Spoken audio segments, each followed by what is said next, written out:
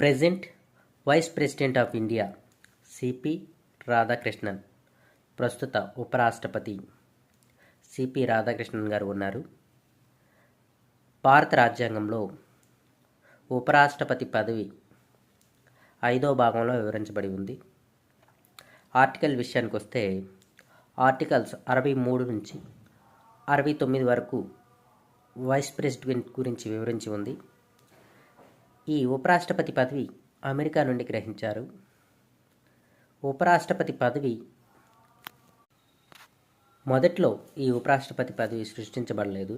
B N రావు సలహా మేరకు ఈ ఉపరాష్ట్రపతి పదవి క్రియేట్ చేయబడింది. ఈ ఉపరాష్ట్రపతి పదవి ఆర్టికల్ 63 ప్రకారం భారత్కు ఒక ఉపరాష్ట్రపతి ఉండాలి అని నిర్ణయించబడింది. ఉపరాష్ట్రపతి పదవి రీత్యా రాజ్యసభ చైర్మన్గా ఉండాలని ఆర్టికల్ 64లో వివరించబడి ఉంది. ఏదేని కారణాల రీత్యా రాష్ట్రపతి మరణించినచో ఉపరాష్ట్రపతి ఆ పదవిని రాష్ట్రపతి పదవి నిర్వహించాలని ఆర్టికల్ 65లో వివరించబడి ఉంది.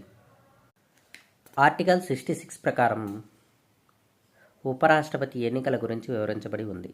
అయితే ఉపరాష్ట్రపతి ఎంతకాలంలోగా ఎన్నుకోవాలి అన్న విషయాన్ని గురించి రాజ్యాంగంలో ఎక్కడా పేర్కొనబడలేదు. రాజ్యసభలో వైస్ ప్రెసిడెంట్కి ఓటు హక్కు లేదు. అయితే రాజ్యసభలో ఏదైనా తీర్మానంలో